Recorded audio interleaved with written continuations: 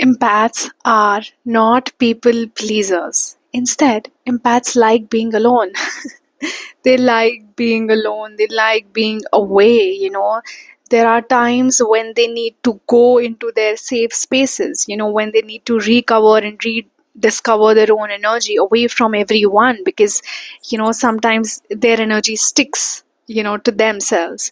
So they just like getting the essence of their own energies, feeling the flame and feeling the fragrance of their own energy. That's why they go into caves.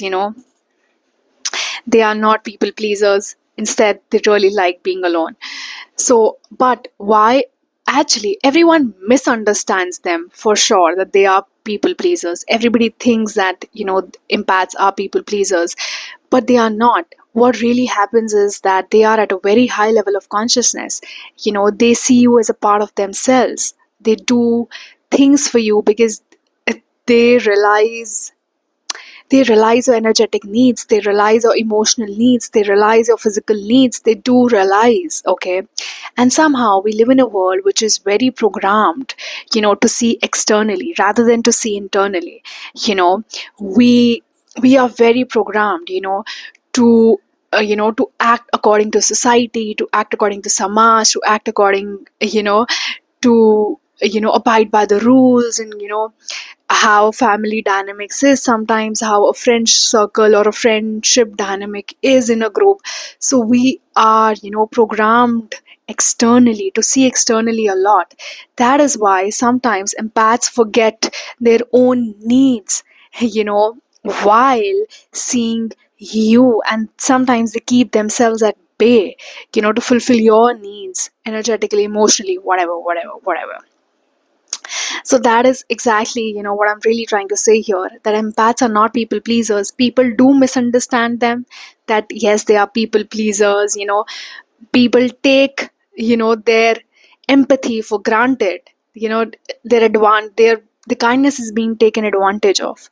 By the way, kindness is not always empathetic. Sometimes kindness is also sympathetic. There's a difference between sympathy and empathy. Sympathy comes from a place of ego when like we think superior of ourselves, and hence we help others. And empathy comes from a place of inclusiveness. Okay, it comes from a place where you see yourself. It comes from a place where a soul realizes at a high level of consciousness that we all are one. And he sees you as a part of themselves. It's in their nature.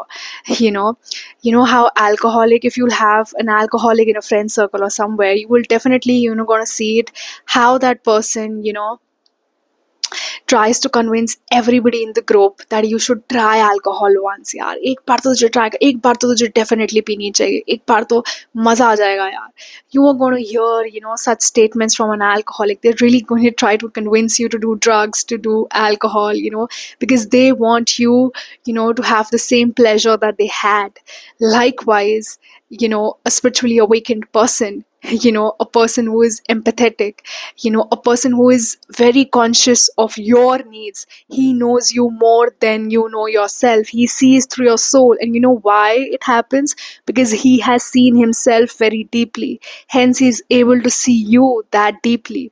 Okay, so when an empath tries to do something or when an empath um, he's more conscious to your needs, so he might be sometimes he overgives in that process and the other takes the advantage of it, or because that person thinks that he is a people pleaser and he's going to please us. She is a people pleaser, she's going to please us, but that's not the case. And the empath keeps doing that. Empaths sometimes keep overgiving you know until he or she goes through an ego death. And when he goes through an ego death, then the detachment comes.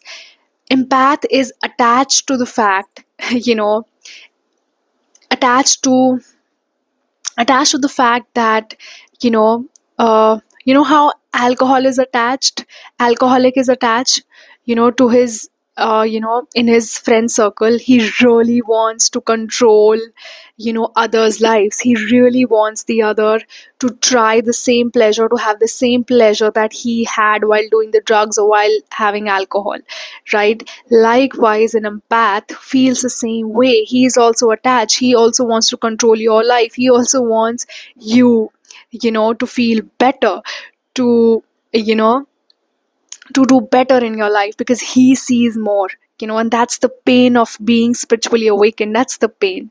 That's truly a pain, of being spiritually awakened. Yeah, that's truly a pain because you see more, you see.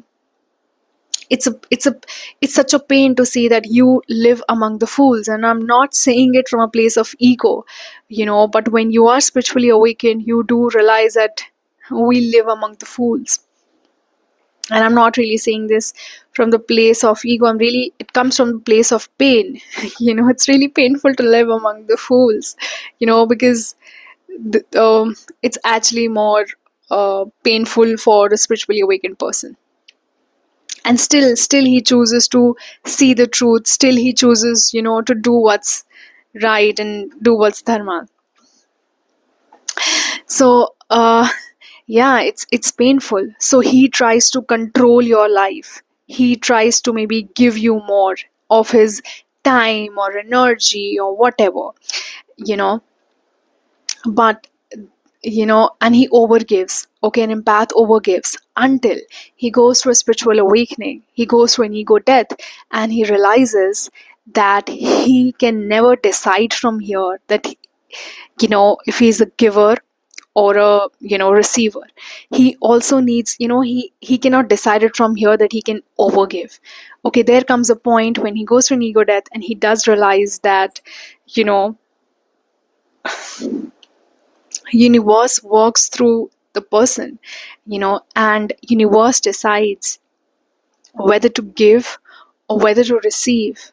For example, the sun gives to all. you know rain gives to all. But let's say, there are trees in a garden, and let's say a gardener in his ego, he says that let this let the first tree sacrifice for the second tree. So what he does is he gives the share of water that he gives to the first tree also to the second tree. So he gives double the water to the second tree, and the first tree never gets the water, because a gardener in his ego decides that first tree should sacrifice. So what happens? The first tree dies of dehydration, and the second tree it dies of over overhydration, right? The universe works in balance. That's the law of universe. But we in our ego, sometimes we decides to overgive, you know because it's definitely coming from a place of ego. So, not to please, not to become God, but it's just how it is. We live in a planet, we live in a earth who has, you know, we live in a Maya, we live in a matrix who has programmed us to see externally. Especially if you see women in our society, they are very much programmed, to be the caretakers. And yes, they are caretakers, but they are witches too.